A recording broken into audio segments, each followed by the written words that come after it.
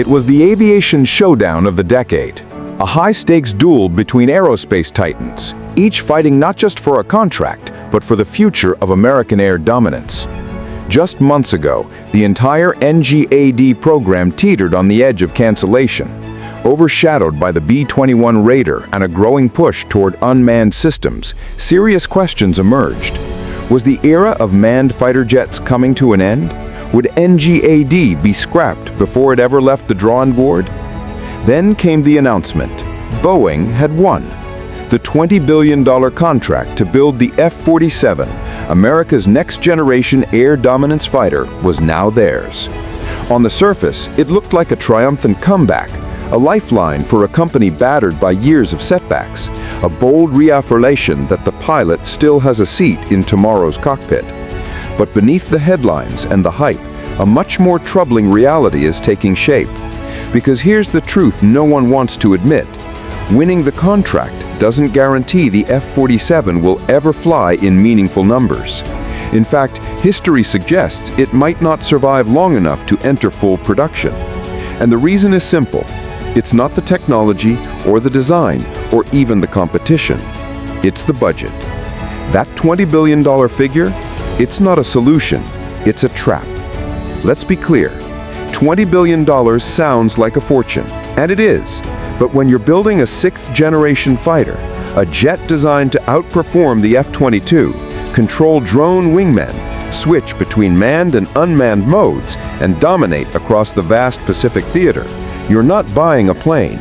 You're betting on an entire ecosystem of unproven tech. Stealth materials that don't yet exist at scale. AI that can make life or death decisions, engines that push the limits of thermodynamics. One major failure in any of these areas and the timeline slips by years, costs double, politicians balk. We've been here before. The F-35 was supposed to be affordable, versatile, and revolutionary.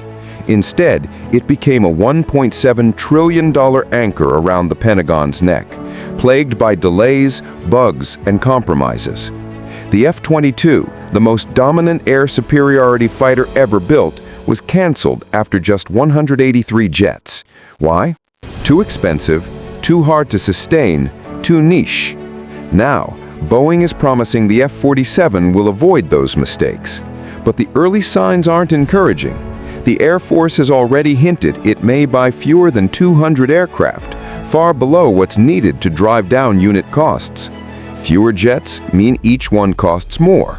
Higher costs mean more scrutiny. More scrutiny means less room for error. And in defense procurement, there's always error. Then there's the competition, not from Lockheed or Northrop, but from time itself. China's J-36 is already flying.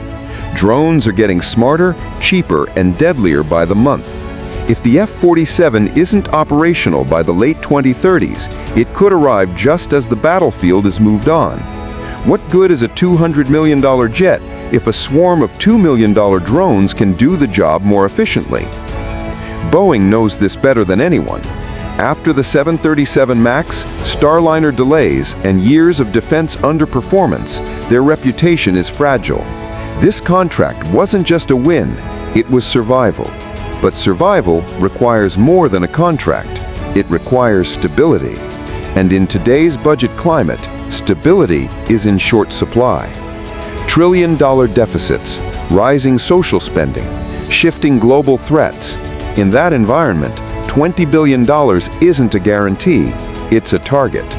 One administration's priority is another's boondoggle. And once costs start climbing, cancellation isn't just possible, it's probable. So while we celebrate Boeing's comeback, we'd be wise to remember the hardest part isn't winning the contract, it's surviving what comes next.